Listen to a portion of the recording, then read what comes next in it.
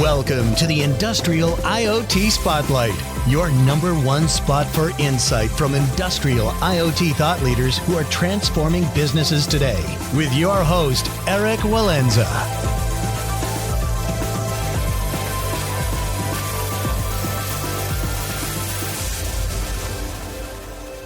Welcome back to the Industrial IoT Spotlight podcast. I'm your host, Eric Walenza, CEO of IoT ONE, the consultancy that specializes in supporting digital transformation of operations and businesses. Our guest today is Joe Bradley, Chief Scientist at LivePerson. LivePerson makes life easier for people and brands everywhere through trusted conversational AI that empowers consumers to communicate with brands directly. In this talk, we discuss the most common conversational AI use cases today and technical and business architecture underpinnings of a successful conversational system. We also explored the potential for broad networks of interlinked AI applications in the future and the challenges in realizing this vision. If you find these conversations valuable, please leave us a comment and a 5-star review. And if you'd like to share your company's story or recommend a speaker, please email us at team@iotone.com. Finally, if you have an IoT research, strategy, or training initiative that you'd like to discuss, you can email me directly at erik.walenza@iotone.com. Thank you. Joe, thank you for joining us today. Hey, Eric, thanks for having me. Really happy to be here. So, Joe, this is going to be a super interesting conversation. I think this is one of the areas where technology is really being used today, and probably in a lot of ways that people are not so familiar with, actually.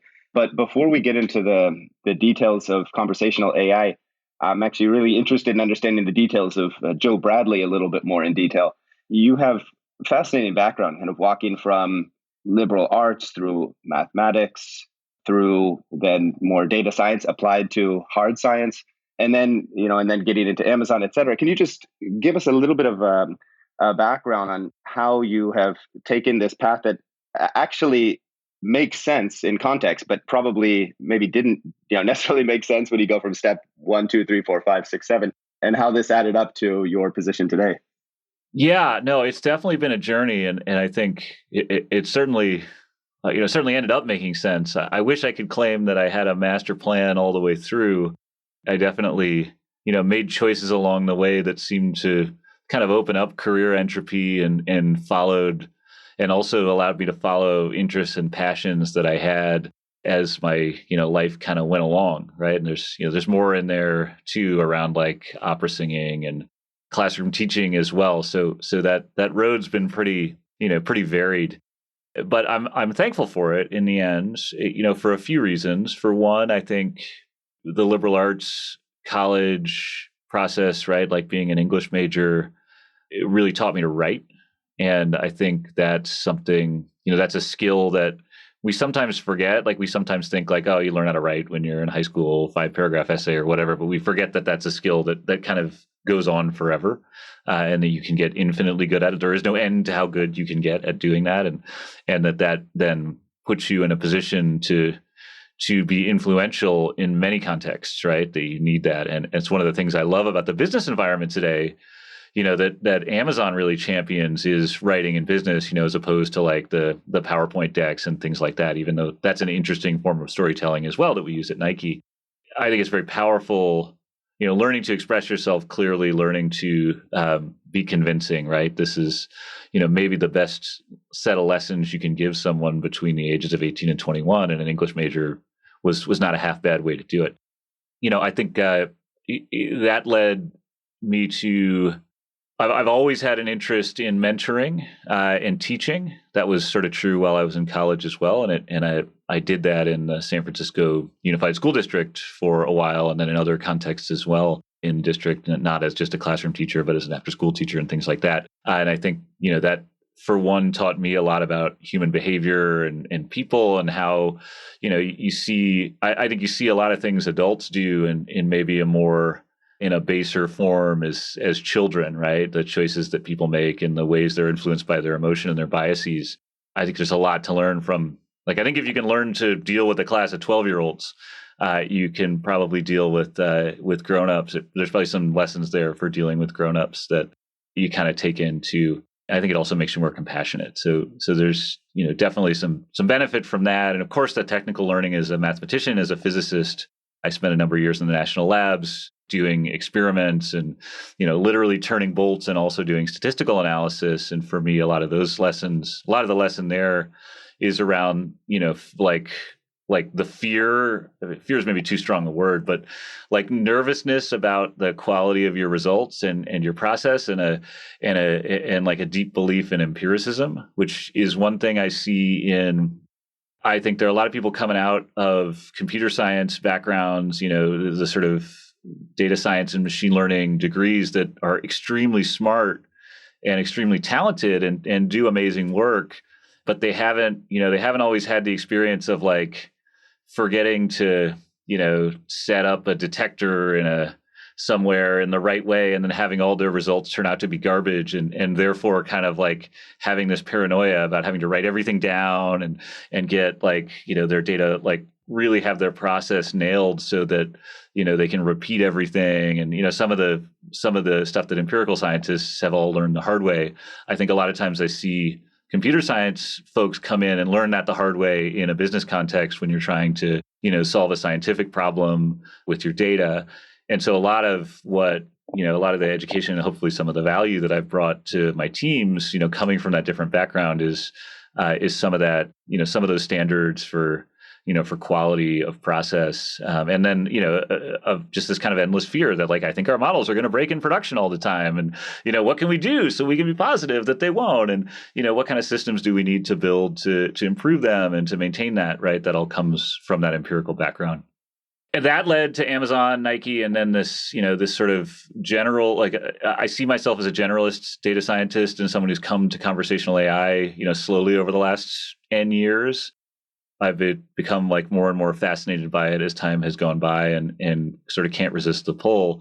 But yeah, I really got my, subsequent to that, kind of got business chops through working at Amazon, learning how that company culture worked. I feel very grateful to have worked for that company and for Nike, which are both extremely innovative companies, but also extremely different companies in how they pull it off, right? At Amazon, your ownership is well defined. You're meant to be single threaded. You're given a free rein to go, and and you run after your problem, and everything's kind of like the whole organization is trying to get out of your way. And in Nike, it's almost the opposite. You have this like multiple matrixed bosses, and everybody's kind of got like a number of different interests, and everyone has to, you have to build a lot of consensus and do a lot of personality massaging to kind of get stuff done there. But the net of both those systems is they free up the individual to do innovative things. Nike sort of almost does it by having, you have so many people to report to that you can create the space because not everybody, there's like room in that. Not everybody knows what you're doing all the time. People talk about it there. I'm not just saying this as like some calloused observer, right? Like this is actually, people talk about the management structure in this way at Nike and recognize that there's this weird side benefit. And then at Amazon, of course, you have the peer FAQ process, and anyone can go in and like write down what they want to do and try and get, the appropriate level of executive excited about it, and then they can go get it funded. So it's like ultimately you're kind of trying to create the space. You're just doing it in these really, really different ways, in these really different cultures. So yeah, I don't know if that quite sums everything up in the way you're hoping, but that's a little bit about the journey along the way, and at least some of the value I see.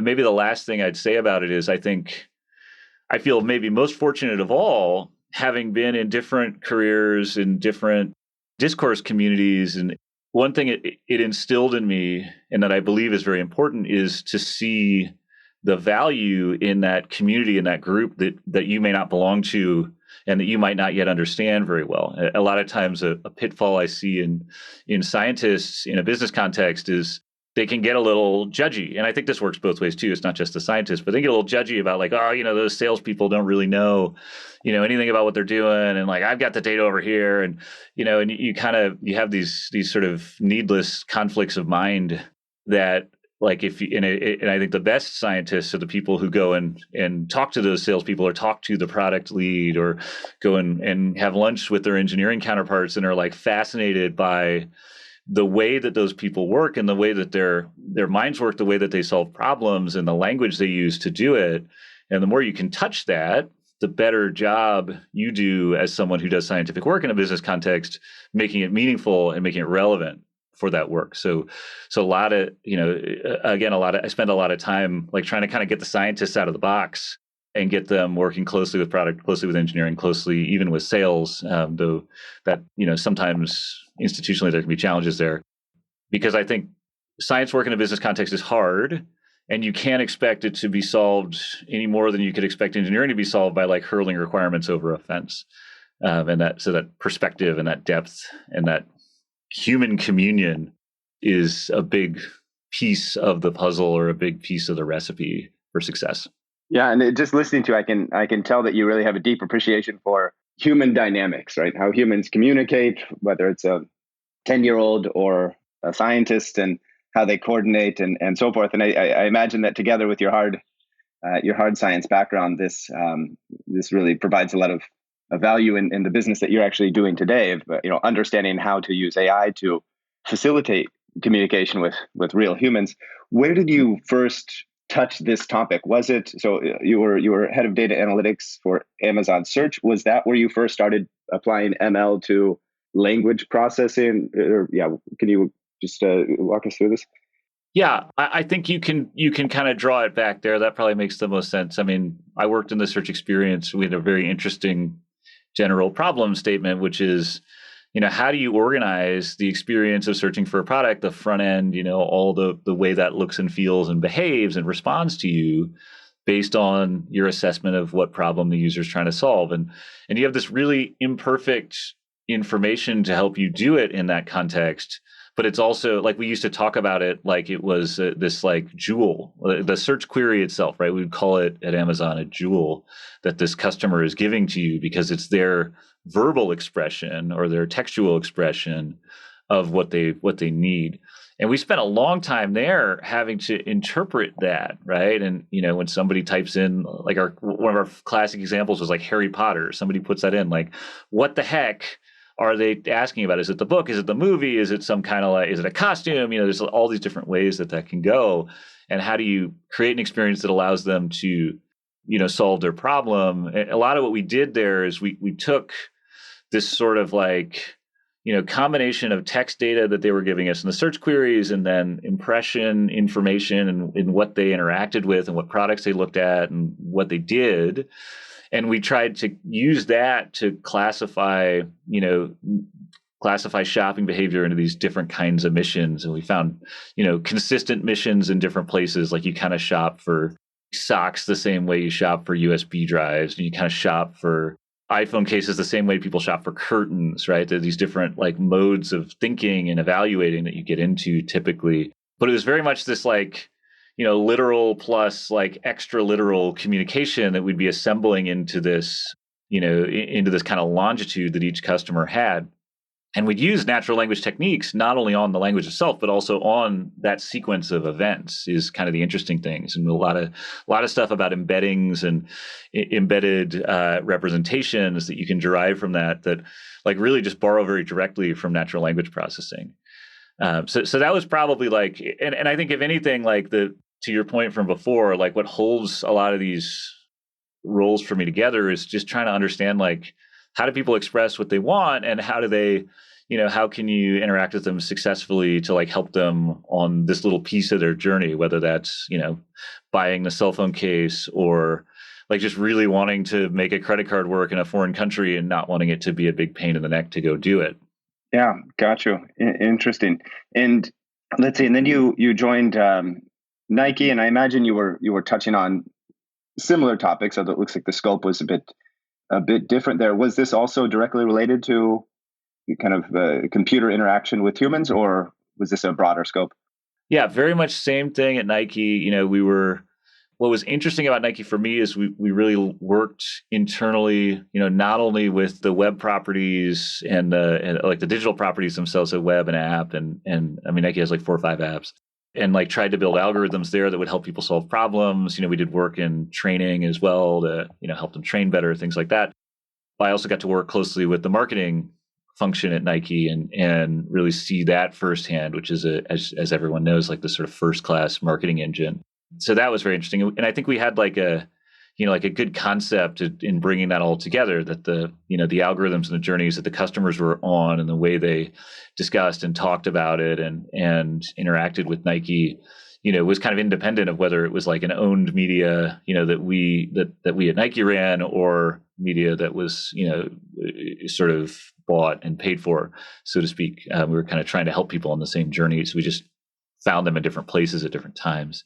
And that was like I said, like a fascinating place to work, fascinating set of problems. It's a brand that that people are really passionate about. Amazon is also a brand some people are like very passionate about Amazon and really feel great about the company. Some people very passionately kind of dislike it. And there's sort of a range of feeling. And of course, that's true of any brand. Like there are people that passionately dislike Nike too, sure. But I think by and large, the consumers that interact with Nike have this like deep passion for the company, which was pretty cool. And I think it gave me a perspective that as I entered into LivePerson and started to think about like, how should the brand to customer communication change going forward? What should the medium of that look like? What's the value of that for the customer? What's the value of that for the brand? I feel grateful for the perspective that Nike gave me on that, because I don't know, it's like until you see it firsthand, you don't realize like how meaningful, like how a company that's like selling shoes, like how meaningful they can kind of be in their customers' lives, and that can be a good thing, right? I went to college in the late 90s, and it was a kind of a time of a little bit of lefty cynicism, and I kind of grew up on like, hey, these companies they're probably out here to take advantage of everyone's, a little bit of a reaction to modernism in the 70s and 80s that like our culture at my age like took on. And so to see the kind of the reverse of that from Nike's point of view was pretty cool. It gave me a little more optimism, and I think set me up for the role at LivePerson pretty well, where we're trying to help brands create those connections, and we're trying to help drive the positive version of like, how does a brand help a customer, not how does a brand like get what it wants from a customer. So I think, yeah, I personally feel very passionately about that mission. I think there is a right side of this. Like anything, technology is a tool, so you can misuse it, but I think that's what we're trying to do at LP.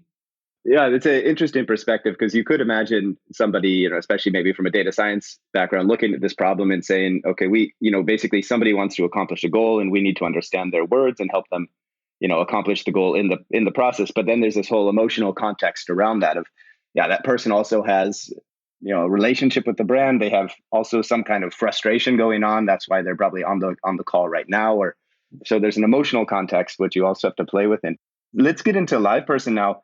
So LivePerson is, on the one hand, it's a tech company that's, in a domain that's really on the cutting edge right now, which is conversational AI. But at the same time, it's also a 26-year-old company. And it's really hard for me to imagine conversational AI 26 years ago. Did it start with this as the mission, or did that evolve over time? No, it didn't start with this as the mission, though I think Rob, who's our founder and continues to be our CEO after all this time, always knew that the mission it started with was not the mission it was going to end with, or it was going to evolve quite a bit. like, I don't know. I don't want to speak for Rob and say whether he would have written it as it is today 26 years ago, or it would have been different. Like, but he's very clear. I've talked to him a lot, and he's very clear on, like, yeah, we knew that we had to take some steps to get where we wanted to go, and we had to take the right steps. And so the way the company started was to essentially, more or less invent online chat, right? So, which, is like, it's kind of a funny thing now, because now even at LivePerson, we look at online chat and we're like, yeah, it's kind of a little embarrassing. Like, that's maybe not the right answer to the problem in the end state, we think. I mean, we still have customers that do that, and we still support them, and we still think there's a lot of potential to that medium. I'm not trying to be too glib, but we don't see that as like the ultimate expression of what we're doing at all. But I think that was the foundation for the company, and it was very successful at that. And then, about 4 or 5 years ago, kind of just before I joined, Rob and the company began to, maybe 6 years ago, they began to make a pivot into messaging, right? And that was kind of one of the big changes, which I think it'd be easy to overlook how meaningfully different that is. So in the online chat context, you go to a website, you're talking to a company through that website. It's this, liminal interaction, right? It only exists for a while. You pick up the phone and you hang up, essentially. Phone, in this case, just being the keyboard in the website. The messaging context is very, very different for brands and customers as far as their relationship. It's a persistent relationship. Those messages stick around, and it's an asynchronous relationship, right? You can solve problems or do things on your own timetable as a customer. The power of that and the interest in that from customers and what that kind of unlocks as far as the relationship building is pretty awesome. I look with brand partners at data between customers and brands and the kinds of conversations that they're having. And, it's really fascinating to me, especially going back to the Amazon days, right? Because one of my favorite conversations is a woman, talking to an apparel company, a sporting apparel company, and talking about how she's not motivated to run, but she's doing it, and she's going to run her first 5K, and she needs some shoes, but she's only doing it because she's trying to get in shape with her wedding, right? And this is like this, if you're someone who's into marketing and into consumer understanding, your brain is exploding as you read this conversation because you're seeing this woman tell you about like the problems she needs to solve today, and as far as the shoes and like the motivational challenges she's having. And these, companies have ways to solve. They have apps for running. They have run clubs, right? All these things. And then she's telling you about this impending event in her life that's really important to her and that, really matters to her. Tons of gift stuff, like women asking about like late Christmas shopping or holiday shopping. I guess for her it was Christmas, for 10 grandkids and 2 great grandkids. Like there are all these things, these missions that I used to be on the lookout for at Amazon. You'd have to like decode these complex digital signatures to go and find them. And now you have a medium in which, people can really just ask the brands to help them with these problems. And there's like actually more complex machine learning in under all this in doing it at scale, because you've got to build systems that can understand those problems.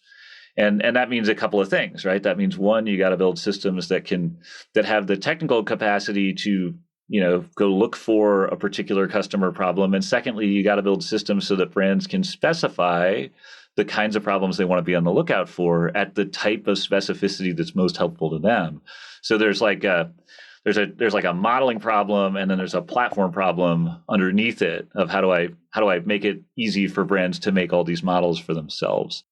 But ultimately, like the business problem there, like it's one of these rare times in history where you have what's good for the brand, right? This persistent connection where they can understand their customers better and help them solve real problems is also good for the customer for pretty much the very same reasons, right? And if you go and look at times like this, right, these are times where you're going to see exponential elbows in sales and see big winners and big losers, right? Like Amazon ushered in one of these times where it's like, hey, we can make shopping really convenient for you on the internet.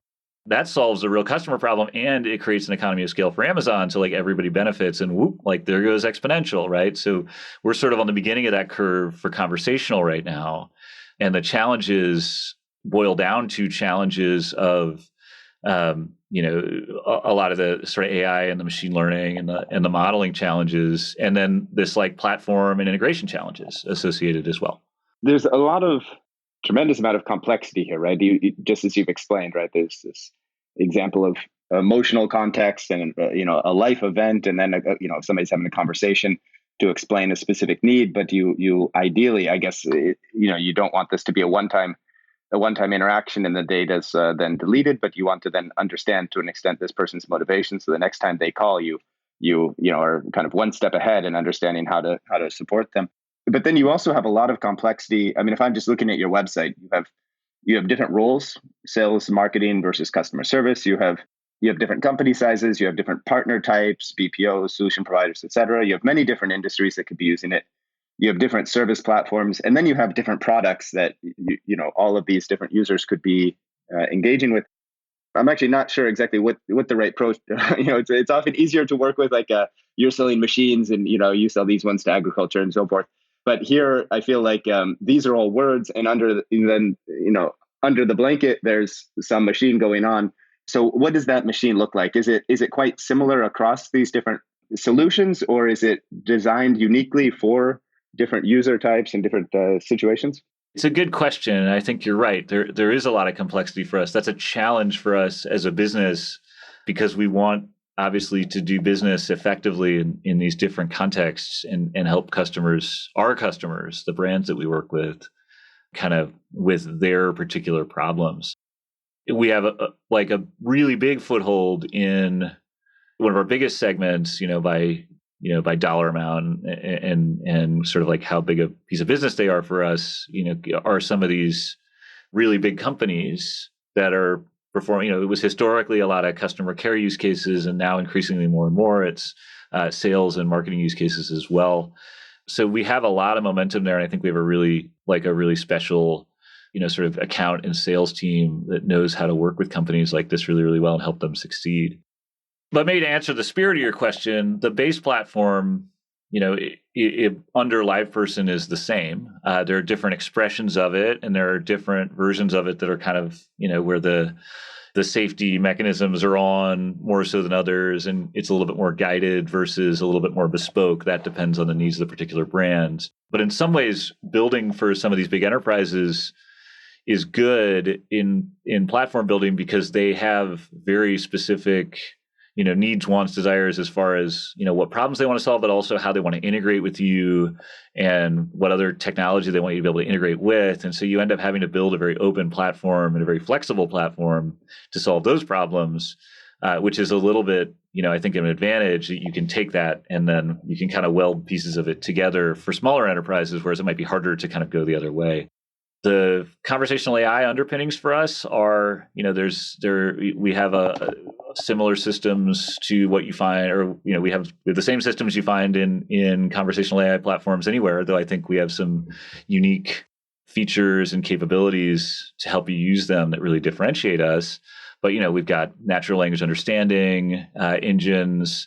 We've got a platform that allows you to build models to do natural language understanding for whatever purposes you want. That, of course, can be for creating a dialogue and an automated system to talk to a customer. That's one of the main use cases. Obviously, this is kind of goes under the name of chatbot these days. So that's become a bit of a dirty word. I think maybe correctly. I think there was a lot of hype around chatbots that was ill-formed and misleading.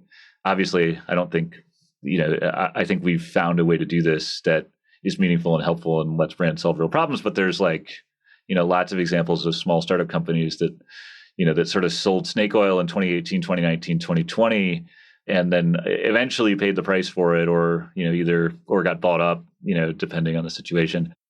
And so, we have this NLU platform, we have the dialogue management system you can go engage with, we have the integration capabilities for these conversational AI systems to have these automated conversations and talk to your systems and work through APIs. But what we also have that I think is very, very special is we have the integration between the sort of human operators of your system. And many of our brands have many human agents, sometimes thousands of human agents using our system every day with that conversational AI tooling, right? So one of the levers we're pulling that I think is a differentiator for us as a customer or as a company, and also is allows machine learning to operate differently in this context, is this kind of feedback loop, right? So now on the LivePerson platform, for instance, if your NLU, if your system that's understanding natural language isn't working as well as you like, you can have annotations sent out to your working agents. So while they're in their downtime, all these agents have some degree of downtime or other, they can be giving feedback to the system and saying, well, no, this isn't really a customer who's trying to shop for a pencil. That's the wrong intent. You've misunderstood. In fact, it's a customer who is trying to return a pencil or whatever it is. So I think we've begun to make those connections, and that's one way in which we differentiate ourselves. The other piece for us that's so important is we have a strong emphasis on quality. As I mentioned before, there has been a lot of snake oil in this marketplace, and there has been this story of, show up. It's kind of told too simple, show up and then spend a couple months developing or a few weeks developing or whatever. We will help you build this chatbot, and it's going to talk to all your customers forever and solve all your problems. And that's just not how the system works. That's not how the science works. That's not how conversation development works. You should think about it more like a product that you're creating. These conversations are kind of a product you're building, and you're going to have to grow and maintain and evolve in much the same way that if you want to build a great web presence or have a great app, right? You kind of need to imagine that's going to be a process of investment and learning that you're participating in as a company, or that you're going to have to evolve. And so for us, we place a really high premium on giving you tools to do that work with very high quality. Part of the reason for that is, just even answering the question, what's a high quality conversation, isn't easy. That's like an open research topic. So we've got tools to help you answer that. We've got models that are looking at your conversations and trying to tell you if they are of high quality, what might be going wrong if they're not. We're tracking human emotion in the platform, and we're helping you, build and maintain these NLU models that are going to detect and understand what you want to understand about your customers. We have, I think, first-class tooling. It's better than anywhere else, in my opinion, to help you visualize these models, help you refine these models, help you use your data to bootstrap these models and build a system that really behaves well. Because every good business person knows this, right? If you give your customer a bad experience, then they're going to leave you. And that's never been more true than now. There are a few industries where you can get away with having lousy experiences because there's such a big moat and you don't really have any competitors. Cable company is a good example of that. But most industries, the customer's fickle and they know they can move on. So that's, I think a lot of where we've placed our focus and a lot of the business reason for it. Gotcha. So it sounds like this is primarily a SaaS solution. I imagine you still have teams that help key accounts with particular problems, but a SaaS solution. And the user, let's say the customer, is then using this to do a number of things. So they're using it to build models and then train models continuously. So they have to be able to put in data. They have, as you said, this kind of live interaction of human agents or humans helping to train and improve the model. You have to be able to analyze results or act on output from the model. And you have to manage also the UI UX of where and how are people interacting with those. So it sounds like those are the major components here. How deeply into the customer's systems does this model reach? So can the output of a conversation that I might have with a customer service app around maintenance for my refrigerator, can that go all the way to SAP and issue an order for a spare part? Where does this data flow? So you're right. We have a SaaS platform. That's our fundamental business. And I think with enterprises, it's always a challenge, like kind of not to get pulled into doing solutions and services work 90% and SaaS 10%, right? Especially for small companies, that can be really hard. But I think we've done a good job helping the enterprises out and having a satellite network of solutions providers and an internal, of course, a group of solution providers as well. So, but that, like, we've been able to separate that from the main platform building. As a user, what I see is the front end. I see, okay, I'm communicating to this chatbot. I communicate something. It seems to understand what I'm saying. And then where does this go? Does this go into an Excel and then somebody downloads the Excel and they say, okay, I've got to operationalize this? Or does this go to SAP? Or so because we're a SaaS platform, right? We try to be very open, and we have a lot of, over the last few years, we've acquired a number of people from Amazon, Microsoft, Google, a lot of great, talented tech professionals that have allowed us to build, I think, a really great platform that is, API driven and can connect and integrate with a wide range of technologies for CRM and sales and sort of commercial websites, all sorts of things, right? So the short answer to your question is, like, you connect us through APIs or through, in some cases where we have, very common connectors, you connect us through, you could do it through kind of off-the-shelf products that we serve, or integration products, I guess, that come bundled with the platform. But yeah, we definitely don't do we try very hard to make that a non-hacky connection, right? So, there won't be a lot of Excel files kind of in your future. You'll either have a tool to help you connect the systems that you want, or if you're a sort of power user, you'll have the ability to take our APIs and directly connect to them with whatever you want. And so the information coming out of conversations like, hey, I want that refrigerator, going into an order form and then issuing the order or the return or whatever the use case might be, that's all, the platform is designed to make that easy. And then the customer, they can decide where they want a human in the loop to approve some particular action. Absolutely. Yeah. So you can build a chatbot on the platform. You can have that chatbot, solve for the use cases you want it to. You can have it escalate to humans when you want to. You can build interrupt connectors, based on NLU or based on scores that are, the platform is assessing about the conversation, maybe your frustration level, maybe certain certain key problems that you want to be listening to really closely. You can set those up as interrupt mechanisms to pull out to a human if you want to. You can build a human into the process of finalizing the order, whatever you want, right? Like I think that's one of the things we do best is we make it really possible to kind of like weave the human and the automation together and manage all that in a way that is efficient, is commensurate with what you'd expect operating some of these big contact centers in the first place, and kind of feels like you would expect it to feel, and you have kind of both the metrics that well in that environment to connect to, and some new metrics and some new understanding that are innovative and can help you understand your operational efficiency as well. So this technology it's relatively new. It's certainly going to evolve very quickly and for many years. Can I throw kind of a situation at you and understand how you see this maybe evolving in the future? So let's say I'm driving in my hypothetical Porsche and I want a coffee. So I say, my Porsche has a conversational bot. Say, hey, Porsche, I want a coffee.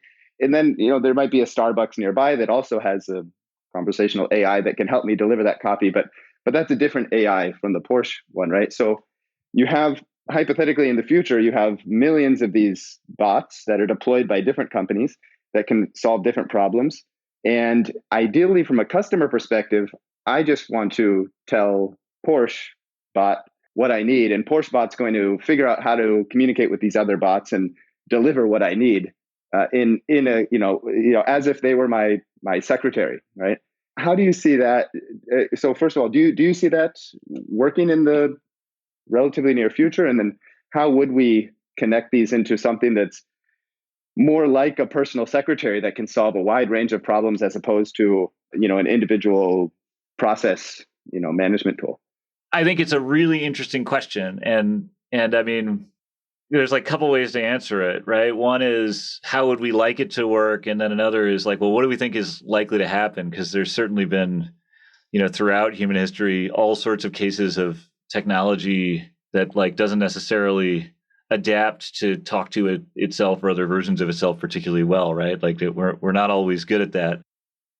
Some of the the wireless carrier technology is a good example of networks that just don't, Sprint's network behaves nothing like T-Mobile's network, and they're working to integrate those, and there's all sorts of technical challenges there that I'm sure they're solving very well.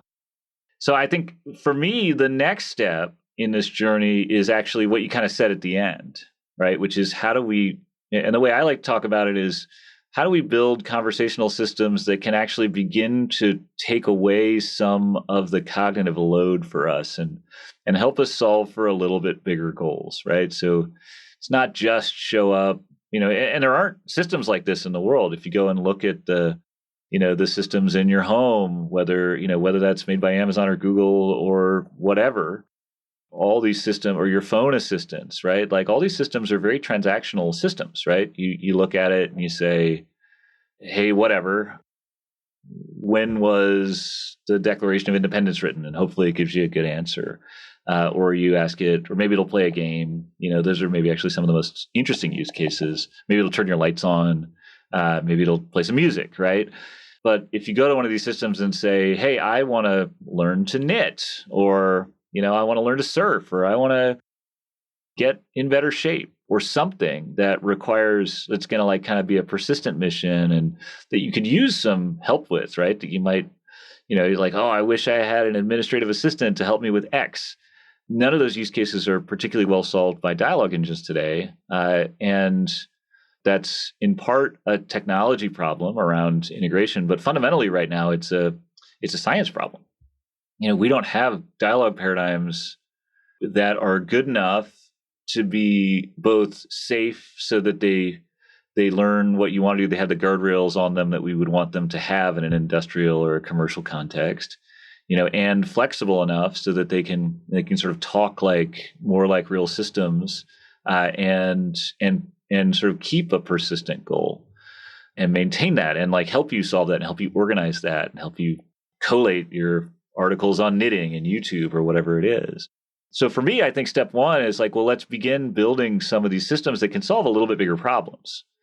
The better we get at that, and the more real that is, I think there's a moment that's going to happen for some company or other that kind of starts to cross that boundary, and as that happens, right, that'll create a lot of momentum. And then there's some really interesting marketplace dynamics around okay, well, does that mean that as that happens, more and more coalesces around that technology? Is the purveyor of that technology willing to integrate with other technologies? We haven't seen that a lot yet. We see it in a few places. I think there's some integrations between Alexa and Cortana.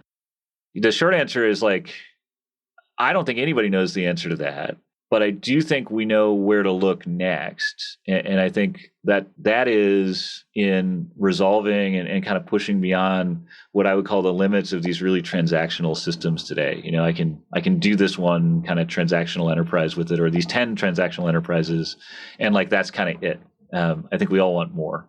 Okay, so we're a couple technical breakthroughs, a lot of data, and then probably a lot of hours of lawyers talking about how this is going to work from the solutions here.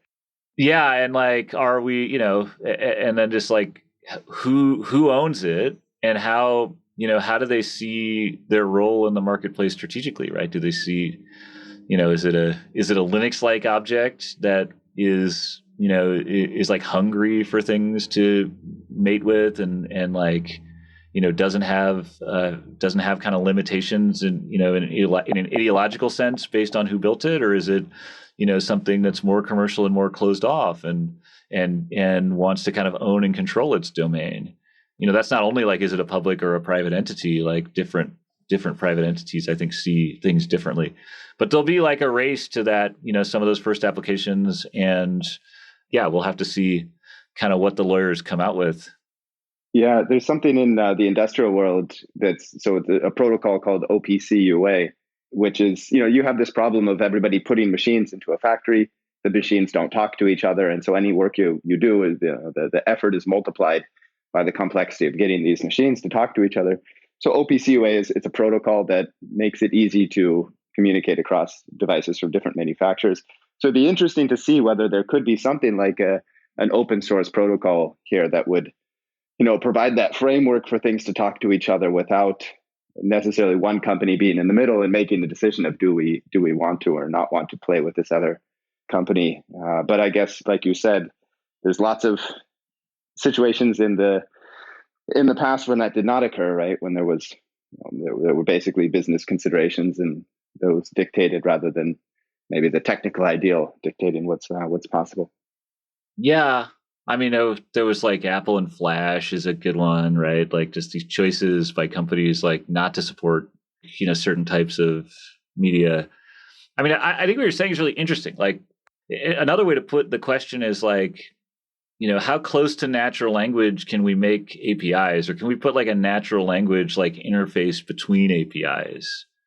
Because, that system, those systems that are doing the conversations, right? They're going to likely have some notion of dialogue state that has some semantic understanding that's structured, and then that is itself a kind of API, but certainly talks to APIs to do stuff like order the coffee at Starbucks or whatever it is.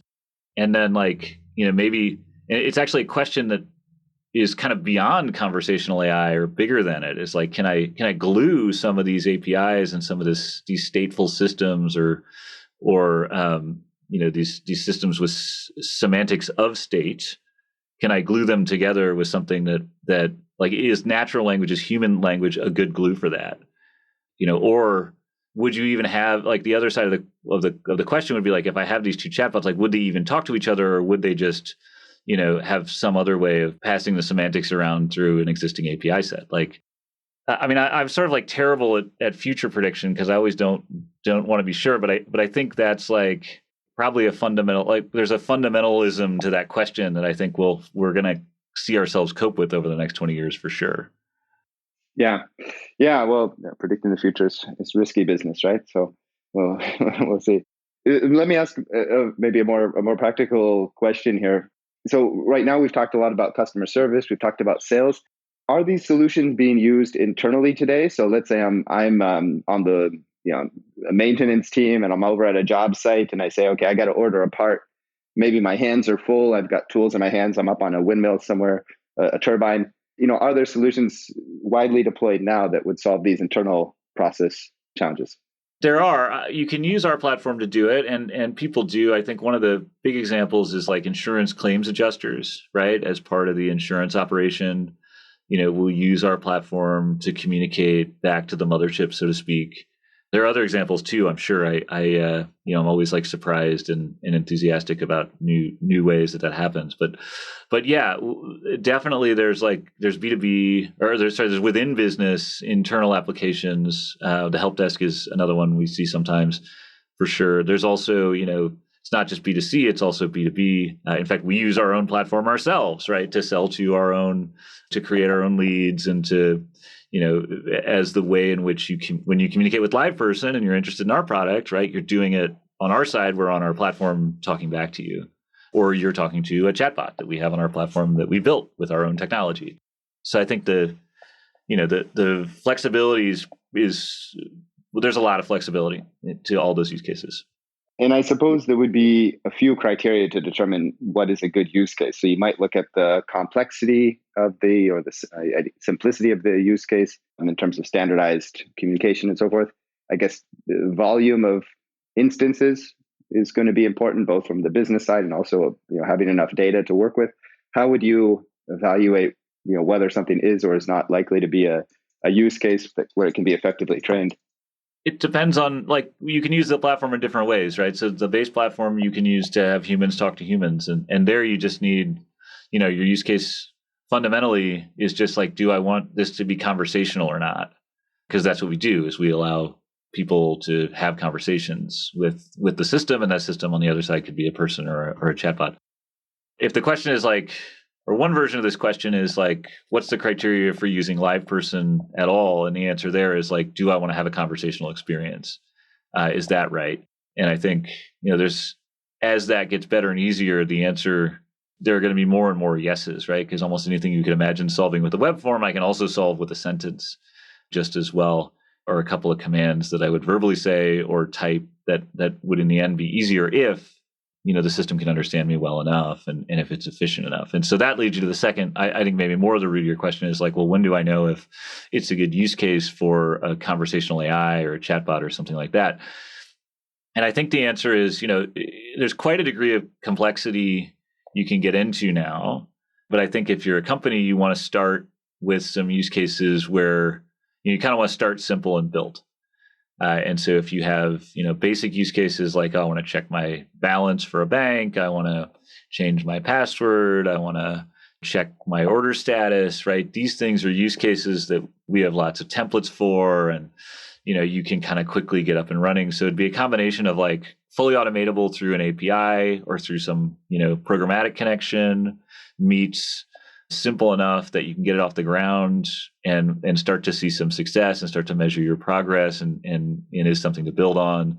Those, if I'm a company, would be the use cases I'm kind of going after first, and things where I don't want a lot of human oversight, where I just want kind of want to do it and I don't need a person to make sure it's okay. And then, you can kind of graduate from there to use cases that are more complicated. Some use cases where you want to, another really good one is information gathering, where it's hey, I could have you talking to a person for 5 minutes who's going to get your email address, your account ID, whatever, all this stuff from you to get you going. Or I could have, an automated system help get that information from you and then serve it up along with your question or your need, to a human agent who's going to do something where you want to put a human in the loop, evaluate, is this a fraudulent transaction, or help you understand some arcane detail about your bill that is, maybe new for this month or something, and you haven't automated your way out of that discussion yet. So yeah, like I guess I'd kind of start small and build, but I think we do have brands that like kind of continually pushing those boundaries as well. Yeah, well, Joy, I always like to wrap up the podcast with one or two, very kind of tangible examples. So maybe we can walk through a situation where somebody, how did they start, and then how did they build functionality on top of that? Is there a particular customer that comes to mind that we could use as an example here? So I think one of my favorite examples is this isn't like sort of building the whole conversational AI system. This is actually building a product on our platform that we did with a close partner company of ours. But I think it's a good example, and I think it illustrates some of what you can do. We collectively realized, this is a major telco, we collectively realized with them that this telco could see network outages within region just as fast or faster based on the conversations that were coming in to their contact center than they could in their own network operations center. And that's not to say their network operations center was flawed or bad. It's just to say that, people get on the phone and want to have conversations about this very quickly, or want to text about it very quickly when there's technical problems. That signal's really, really good.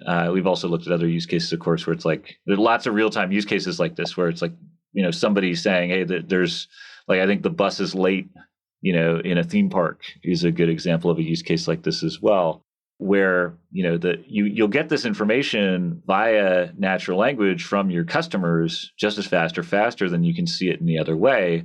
And in fact, your customers are willing to tell you all sorts of things that you might not have APIs for or have built out a network operations center to detect. That was like one of these key examples that for us, we realized we needed to develop natural language understanding so that, kind of as a platform unto itself, independent of am I automating a conversation or not, or am I building a chatbot? And so we worked, very closely with this company to create a system that allows you to, kind of bootstrap your way into NLU very, very quickly. And I kind of went around. So I spent a lot of time, went around to a bunch of companies and asked them, about how, okay, so you're trying to understand your customers' intents. And they're like, yeah, we need to do that because that tells us about, what kind of products they want to buy. That tells us about their preferences on products, what they like, what they don't like, what's dissatisfying them, like when we can understand when they want to leave us, right? All these like good customer knowledge use cases. So we need to get all this stuff.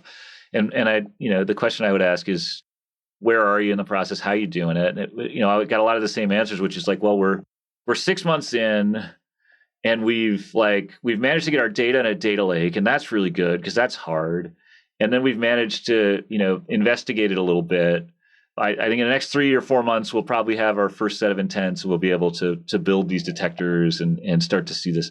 And so for us, what we realized is we can help do this way, way faster, right? If you're having conversations on our platform, we can build a standardized intent model on your industry. We can pass over your data. We can go give you a whole bunch of training data for your own natural language model to help you like quickly get. Our goal was, we want you to recognize more than half of the conversations that are coming in to your platform every day with greater than 70 or ideally 80% accuracy on that recognition. We want you to be able to do that in the first couple of days from turning on the product, instead of like this 9-month to a year process that you'd have to go through otherwise. And so that product we called the Intent Manager product. And we built and released it about 2.5 years ago. And our goal in the first year, I think, was to get 10 brands on it, because we were selling it to these enterprises, and it takes a lot of time, and it's a heavyweight thing. And I think we had like 80 or so brands in that first year, and it's just been growing since. So this product, I think, has like not only fulfills these use cases like the telecom that wants to see network outages, or the theme park that wants to hear about when the bus is late, right? But it also becomes this way you can start to build yourself towards conversational AI and teach your chatbots, or learn what problems you should solve for your customers, and then help teach the chatbots to solve them really well, or at least to do the NLU piece of that puzzle. Interesting. So in those situations, the person could still be talking to a human agent, but you would be then recording that conversation, analyzing it, determining the context, and then feeding that into other systems to understand what are people actually talking about in aggregate. That's right. And then if you want, right, to, store and remember information about your customers, obviously you want to do this in a customer right way, but that idea that you're a gift shopper, that you're a holiday shopper, and that you might want some help next year getting ahead of your 10 great grandkids or your 10 grandkids and your 2 great grandkids holiday shopping, right? That's something that brands can, now remember and use to help you later. And they can do that at scale is the idea. Interesting. So many other potential use cases here beyond, let's say, automating a conversation or using AI to conduct a conversation. Joe, I also want to be respectful of your time here. I really appreciate you taking the last hour to walk us through this. Anything else that we haven't touched on yet that you think is really important for the audience to understand? I mean, I think we went pretty wide ranging. So I think we got a lot of good stuff out today. And Eric, I appreciate the opportunity to come on and talk with you. I think it's an interesting podcast, and thanks for letting me come on board. Yeah, great. Well, really appreciate the time. And I guess if somebody wants to learn more about LivePerson, probably best option is for them to go to your website, and you probably have some bots they can talk to, or what's the best? We sure do. Yeah. They can go to liveperson.com and they can learn about our products that way, and there's conversations there they can have with people and automations to kind of get a feel for us. Cool. Thanks, Joe. Thank you very much. Nice talking with you. Thanks for tuning into another edition of the IoT Spotlight podcast. If you find these conversations valuable, please leave us a comment and a 5-star review. And if you'd like to share your company's story or recommend a speaker, please email us at team@iotone.com. Finally, if you have an IoT research, strategy, or training initiative that you would like to discuss, you can email me directly at erik.walenza@iotone.com. Thank you.